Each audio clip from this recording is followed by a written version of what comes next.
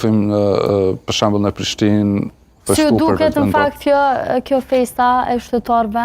Mua më duket shumë e prapambetur, pra të dalësh të festosh për një parti caktuar në atë mënyrë, mendoj që është një moment shumë i prapambetur. Por unë mendoj mënyra si festohet është e prapambetur, se për të festuar sigurisht që është gjë normale, por edhe festa duhet bëhet me disa limite. Me daulle me. Sigurisht. Po anë me daullët okej, mi ndregull, po gjeset... Me hip mi makina. Po.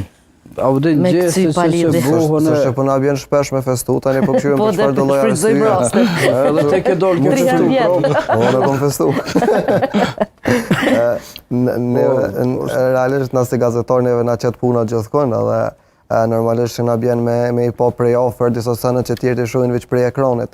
Na dina me festu për shumë çka, jo veç për zgjedhje, po jena si natyrë kështu që dhezim shpejt. Populli më i lumtur në Europë, në Ballkan. Populli më i lumtur ka dalë pa prej politike, ta kena parasysh.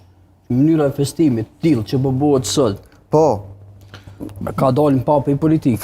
Po, patjetër. Po dikur kishte kuptim sot nuk ka. Pa nga politika? Po s'kemi pas na det kësi sene, na kemi festa familjare, më jo mu tranu që ashtu. Jo, unë mendoj që prej që kemi fillu ne... Edhe unë mendoj ashtu që gjithmonë kemi festu. Gjithmonë kemi festu. Gjithmonë kemi pas festa. Qashtu? Qashtu me lëmë babër me dalë midis sheshit me bu...